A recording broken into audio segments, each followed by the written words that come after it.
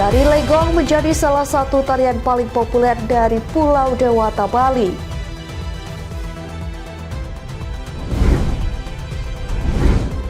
Halo, selamat pagi pemirsa setia Berita Nasional TV. Senang sekali Berita Nasional Pagi kembali hadir menyapa Anda. Selain 3 berita utama tadi, akan ada informasi lainnya yang akan kami sajikan untuk Anda.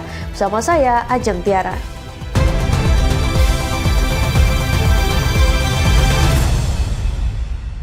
Kita awali dengan informasi yang pertama. Pemirsa, Wakil Presiden Gibran Rakabuming melakukan kunjungan kerja ke kota dan Kabupaten Tasikmalaya, Jawa Barat. Wapres Gibran dan rombongan terbatas lepas landas dari Pangkalan Udara TNI AU Halim Perdana Kusuma, Jakarta menuju Pangkalan Udara TNI AU Wiryadinata, Tasikmalaya.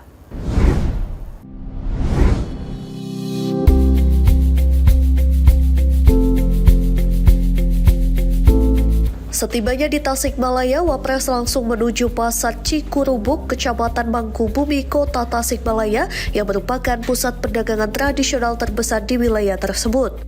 Di tengah aktivitas pasar, Wapres menyapa para pedagang dan menyerap langsung aspirasi terkait harga serta distribusi, sekaligus menegaskan pentingnya pasar rakyat sebagai penopang utama ekonomi masyarakat kecil di tengah tekanan global. Dalam peninjauan tersebut, Wapres menyusuri sejumlah lapak pedagang bahan pangan, ikan, dan kebutuhan rumah tangga. Ia memantau langsung perkembangan harga serta ketersediaan komoditas, sekaligus berdialog dengan pedagang dan masyarakat. Melihat kondisi pasar, Wapres menekankan pentingnya peningkatan sarana dan prasarana pasar secara bertahap, terutama dari sisi kebersihan, penataan, dan kenyamanan pengunjung. Upaya ini diharapkan dapat memperlancar aktivitas perdagangan sekaligus meningkatkan kepercayaan masyarakat untuk berbelanja di pasar tradisional. Selain itu, Wapres mendorong penguatan sinergi antara pemerintah pusat dan daerah dalam menjaga kelancaran distribusi barang, memastikan kecukupan pasokan, serta mencegah praktik penimbunan bahan pokok yang berpotensi mengganggu stabilitas harga. Kunjungan Wapres turut disambut antusias para pedagang. Ella, pedagang sayur di Pasar Cikurubuk, mengaku bersyukur atas perhatian pemerintah terhadap pasar tradisional. Dari Tasikmalaya, Jawa Barat, Tim Liputan Berita Nasional TV.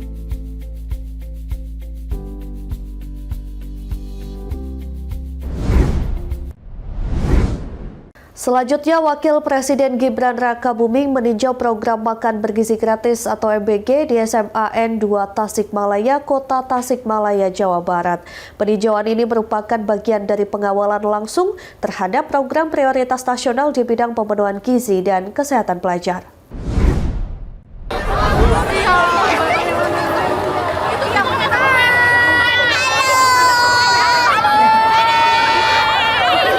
Program makan bergizi gratis terus diperkuat sebagai langkah strategis pemerintah dalam membangun sumber daya manusia Indonesia yang sehat, unggul, dan berdaya saing. Implementasi program ini di berbagai daerah menjadi wujud komitmen pemerintah dalam memastikan pemenuhan gizi generasi muda secara merata dan berkelanjutan.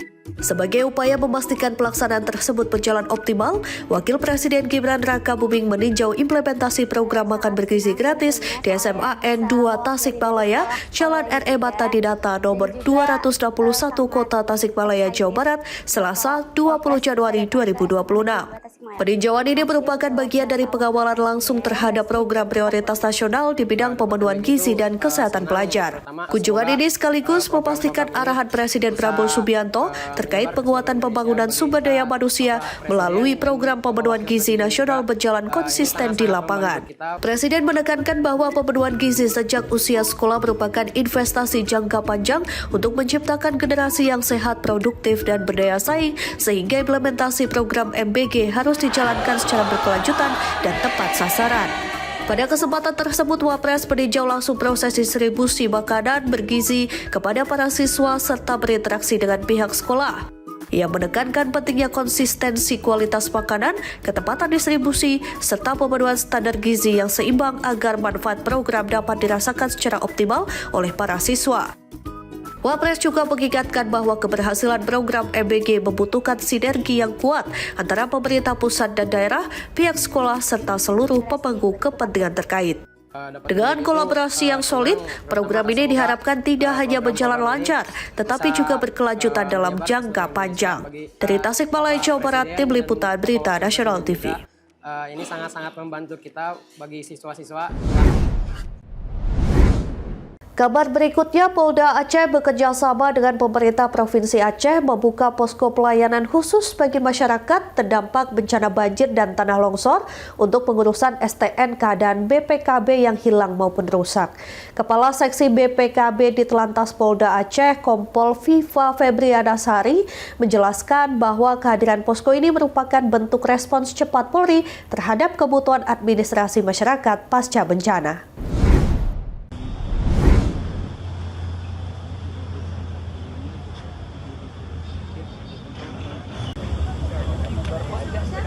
Pada hari pertama pelaksanaan, antusiasme masyarakat terlihat cukup tinggi. Puluhan warga mendatangi lokasi pelayanan untuk mengurus dokumen kendaraan yang terdampak bencana. Kompol Viva mengapresiasi kesadaran masyarakat Aceh Tamiang, khususnya terkait kepatuhan administrasi kendaraan dan pembayaran pajak. Lebih dari 50 orang yang sudah antri dan melaksanakan pengurusan, baik itu pengurusan STNK hilang, BPKB hilang, termasuk diantaranya pembayaran pajak tahunan. Ia pun mengimbau masyarakat di wilayah Aceh Tamiang dan sekitarnya agar memanfaatkan layanan tersebut selama masih berlangsung. Diketahui bersama bahwa BPKB adalah dokumen berharga dan STNK adalah kelengkapan dalam berkendara di jalan raya. Salah satu warga Kampung Pahlawan Puspita mengaku sangat terbantu dengan adanya pelayanan khusus tersebut. Ia menyampaikan bahwa proses pengurusan berjalan lancar tanpa kendala berarti. Puspita juga menyampaikan bahwa dirinya memperoleh informasi terkait pengurusan BPKB dan STNK yang rusak akibat bencana dari tetangga di lingkungan tempat tinggalnya. Melalui pelayanan ini, Polda Aceh berharap masyarakat dapat kembali memiliki kelengkapan administrasi kendaraan secara sah dan aman, sekaligus mendukung ketertiban berlalu lintas pasca bencana. Dari Aceh Tamiang, Aceh, Tim Liputan Berita Nasional TV.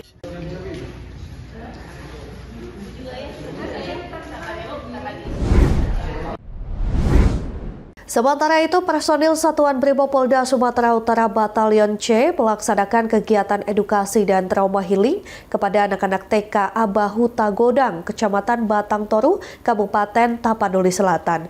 Kegiatan ini ditujukan bagi anak-anak yang terdampak bencana alam di wilayah tersebut. Jadi adik-adik nanti kalau misalnya ada di kolam atau mandi berenang di bawah ibu guru. Kegiatan trauma healing dilakukan sebagai bentuk kepedulian Polri dalam memberikan dukungan psikososial kepada anak-anak agar mereka dapat kembali ceria, mengurangi rasa takut, serta memulihkan semangat belajar pasca bencana. Dalam kegiatan tersebut, personil Brimopolda Sumut mengajak anak-anak mengikuti berbagai aktivitas positif, seperti permainan edukatif, bernyanyi bersama, serta interaksi yang menyenangkan. Selain itu diberikan pula edukasi dasar mengenai langkah-langkah sederhana menyelamatkan diri saat terjadi bencana banjir. Kabag Penum Propenmas Divisi Humas Polri Kombes Pol Endi Acaniago menyampaikan bahwa kegiatan ini merupakan bagian dari peran aktif Polri dalam pemulihan kondisi psikologis masyarakat, khususnya anak-anak. Menurutnya, pemulihan psikologis anak-anak pasca bencana menjadi hal yang sangat penting agar mereka tidak terus dibayangi rasa takut dan cemas. Kegiatan ini mendapat sambutan positif dari pihak sekolah maupun orang tua murid. Anak-anak tampak antusias mengikuti setiap rangkaian kegiatan yang digelar oleh personil Brimob. Melalui program edukasi dan trauma healing ini diharapkan anak-anak terdampak bencana di Kecamatan Batang Toru dapat pulih secara mental dan emosional, merasa lebih aman, serta kembali menjalani aktivitas belajar dengan penuh semangat dan keceriaan. Dari Tapanuli Selatan, Sumatera Utara, Tim Liputan Berita Nasional TV.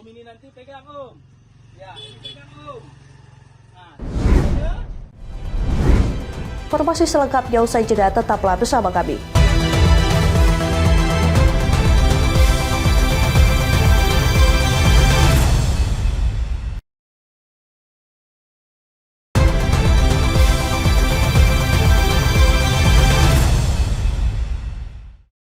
Beralih ke kabar lain, pemirsa, Menteri Sekretaris Negara Prasetyo Hadi mengonfirmasi bahwa Wakil Menteri Keuangan Thomas Jiwandono resmi dicalonkan sebagai Deputi Gubernur Bank Indonesia. Langkah ini diambil menyusul pengunduran diri Deputi Gubernur sebelumnya, Juda Agung. Presiden Prabowo Subianto dilaporkan sudah mengirimkan surat Presiden ke Dewan Perwakilan Rakyat untuk proses uji kelayakan. Menteri Sekretaris Negara Prasetyo Hadi mengungkapkan Presiden Prabowo Subianto sudah mengirim 3 nama sebagai calon Deputi Gubernur Bank Indonesia, pengganti Juda Agung yang mengundurkan diri. Mensesnek akrab disapa Pras tak menjelaskan alasan Juda Agung mengundurkan diri. Namun Pras menegaskan 3 nama penggantinya telah dikirim Kepala Negara ke Dewan Perwakilan Rakyat untuk dilakukan uji kelayakan dan kepatutan alias fit and proper test. Salah satu nama yang disebut Pras ialah Thomas Jiwandono, sementara 2 nama lain tak ia sebut detailnya. Prasetyo Hadi mengonfirmasi Wakil Menteri Keuangan Thomas Jiwandono resmi dicalonkan sebagai Deputi Gubernur Bank Indonesia. Nama Wakil Menteri Keuangan Thomas Jiwandono kini menjadi sorotan utama. Ia dipastikan menjadi salah satu kandidat kuat mengisi jabatan strategis di Bank Sentral, yakni sebagai Deputi Gubernur Bank Indonesia. Bapak Presiden atau pemerintah mengirimkan surprise ke DPR karena memang proses pemilihannya ada di DPR melalui uji kompetensi atau fit and proper test. Ada beberapa nama yang dikirimkan, salah satunya memang betul ada nama yang kita usulkan adalah Pak Wamenkeu atas nama Pak Tommy Jiwandono. Mas, Deputi Gubernur yang mundur itu siapa ya, Mas? Namanya atas nama Pak Yuda. Berapa nama, Pak? 3 nama. Siapa yang pasti? Nanti aku cek ya, Kak. Sebagai informasi, Thomas Jiwandono, akrab disapa Tommy, merupakan sosok kepercayaan Prabowo di bidang ekonomi.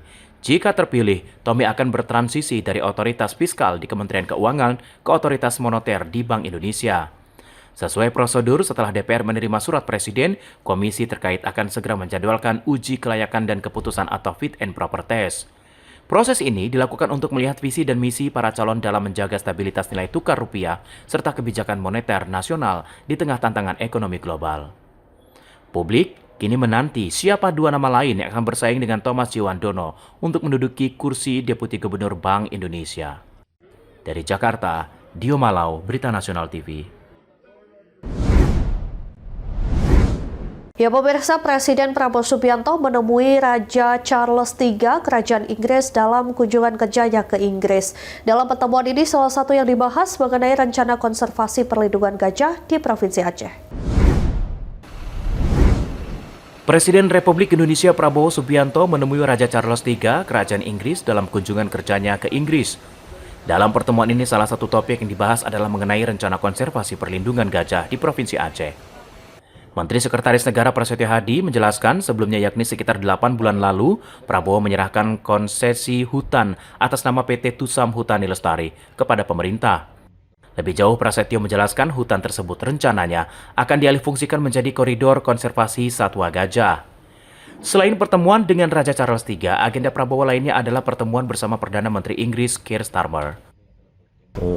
Pertemuan dengan Raja Charles, kemudian juga dengan Perdana Menteri Inggris yang sebetulnya sesuai dengan rencana awal, pertemuan ini akan berlangsung di bulan Desember tahun yang lalu, tapi karena sesuatu hal jadwal mundur di bulan Januari. Juga ada agenda pembicaraan mengenai rencana konservasi perlindungan gajah di Provinsi Aceh yang sebagaimana saudara-saudara ketahui kurang lebih tahun lalu, sekitar 8-10 bulan yang lalu, Bapak Presiden telah sebagai pribadi telah menyerahkan konsesi hutan atas nama PT Tusam Hutani Lestari kepada pemerintah untuk selanjutnya dialihfungsikan menjadi koridor konservasi satwa gajah, yaitu atas kerjasama dengan dengan Raja Charles. Dalam kunjungannya ke negeri Ratu Elizabeth tersebut, Prabowo juga akan menandatangani Maritime Partnership atau kerjasama di bidang kelautan untuk membangun kapal-kapal tangkap ikan untuk nelayan-nelayan kita. Dari Jakarta, Dio Malau, Berita Nasional TV.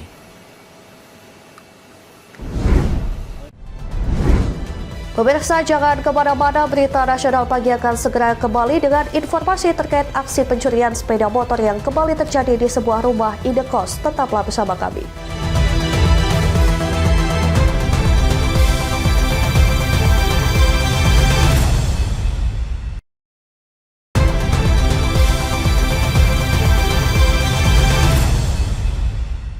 Terima kasih Anda masih bersama kami. Pemirsa, Direktorat Reserse Narkoba Polda Metro Jaya membongkar peredaran narkoba jenis obat-obatan di Jagakarsa, Jakarta Selatan. Dalam pengungkapan ini, petugas mengamankan 1 orang pengedar dan 4.395 butir obat terlarang siap edar. Apa itu? Semuanya aja kan lu mau sama-sama ya? Ya, itu tuh. Inilah detik-detik petugas Direktorat Reserse Narkoba Polda Metro Jaya menggerebek seorang pengendara narkoba jenis obat-obatan terlarang di toko di Jalan Kahfi 2, Serengseng Sawah, Jagakarsa, Jakarta Selatan. Dalam penggerebekan tersebut, pelaku diminta untuk mengeluarkan semua barang bukti obat-obatan terlarang yang dia sembunyikan. Menurut Kanit 4 Subdit 3 Dit Res Narkoba Polda Metro Jaya, AKP Rumangga, pengungkapan ini berawal adanya informasi terkait peredaran narkoba jenis obat-obatan terlarang di kawasan tersebut. Selanjutnya, petugas yang sudah mengetahui target pelaku pengedar barang haram tersebut langsung melakukan penggerebekan. Dari tangan pelaku, petugas mengamankan ribuan obat terlarang yang terdiri dari 1.254 butir tramadol, 1.340 butir heksimer, 106 butir kalmet aprazolam 1 mg, serta 1.694 butir trihex. Direktorat Reserse Narkoba Polda Metro Jaya telah berhasil mengamankan 1 orang pelaku dengan inisial J pada hari Minggu tanggal 18 Januari 2006 sekira pukul 21.00 dengan TKP di wilayah Jakarta Selatan, tepatnya di Jagakarsa. Saat ini barang bukti dan tersangka telah dibawa ke Polda Metro Jaya guna pemeriksaan dan penyidikan lebih lanjut. Dari Jakarta, Theo Fandi, Berita Nasional TV.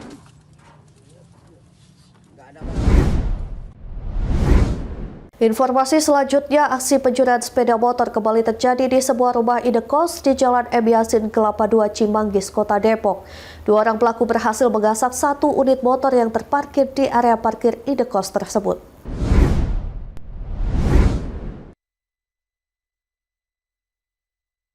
Rekaman kamera CCTV menunjukkan detik-detik 2 orang pria tak dikenal memasuki area parkir sebuah indekos pada pukul 4 dini hari. Dengan cepat, pelaku membuka pintu pagar dengan mudah lantaran tidak terkunci. 1 unit sepeda motor penghuni kos berhasil digasak pelaku dengan cara membobol kunci stang. Menurut penjaga kos, Nisa mengatakan kejadian ini merupakan kali kedua yang terjadi di area kos tersebut. Hilangnya sepeda motor pertama kali diketahui oleh korban saat hendak berangkat bekerja, yang kemudian mendapati kendaraannya sudah tidak ada di tempat. Diketahui pada saat kejadian, pintu pagar depan indekos memang dalam kondisi tidak terkunci. Hal ini dikarenakan banyaknya penghuni kos yang masih keluar masuk pada jam tersebut. Suka aja ya langsung ke gerbang gitu, kayak langsung ambil aja gitu motornya. Itu yang hilang berapa sih Kak motornya? Berapa ini? Satu. Iya. Ya, itu pelaku berapa orang Kak? Pelaku 2 orang. Pelaku 2 orang. Iya. Dan emang pintu pagar itu tidak terkunci saat itu? Enggak terkunci saat itu. Tapi kita ngeliatnya dari CCTV. Pokoknya kan kayak yang dari temennya yang saya rekaman harian gitu. Kejadiannya itu dari jam berapa itu Kak? Dari jam 3.57 jam 4-an.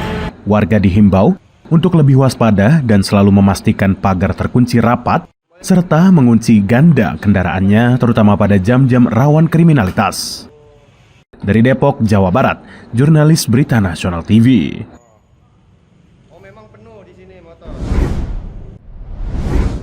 Pemirsa, seorang pria diamankan aparat TNI dan Polri usai mengamuk dan menewaskan seorang warga. Menurut keterangan keluarga, pelaku diketahui memiliki riwayat gangguan jiwa. Peristiwa bermula pada Jumat sore sekitar pukul 17 waktu Indonesia Barat. Pelaku mengamuk di dalam rumahnya dan sempat menyerang ayah, kakak serta tetangganya yang mencoba menenangkan. Karena mendapatkan pemukulan, keluarga dan warga memilih menyelamatkan diri dan pelaku mengunci diri di dalam rumah. Pada malam hari sekitar pukul 21 waktu Indonesia Barat, korban bernama Fahmi yang melintas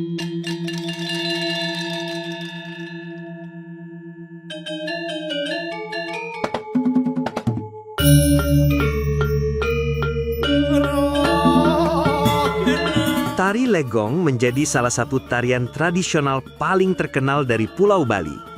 Keindahannya terpancar dari gerakan yang khas, lembut namun tegas, dengan setiap detail mengandung cerita dan makna mendalam.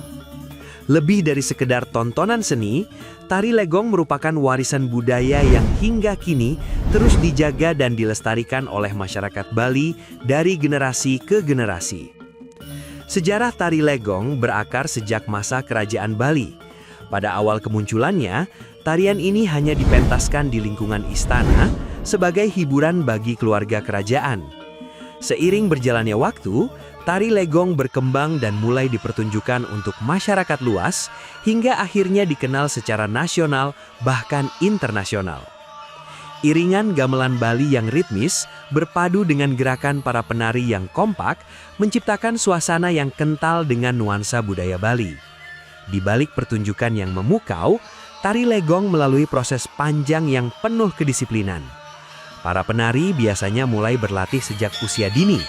Mereka ditempa untuk menguasai kelenturan tubuh, ketepatan gerak, kekuatan ekspresi wajah, hingga gerakan mata yang menjadi ciri khas utama tarian ini.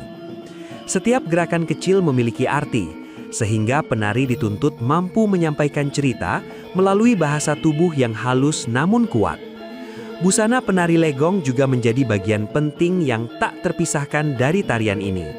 Kain songket, gelungan berwarna keemasan, serta riasan mata yang tajam bukan sekedar untuk memperindah penampilan. Setiap unsur busana memiliki makna filosofis dan nilai tradisi yang mencerminkan keagungan budaya Bali.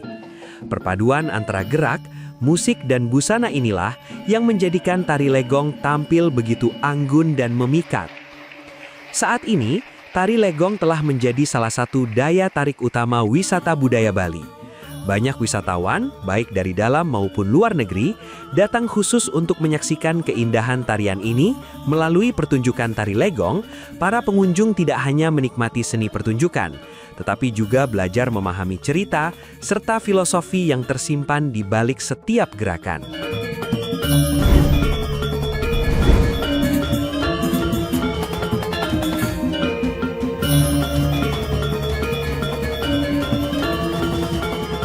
Undur diri, terima kasih dan sampai jumpa.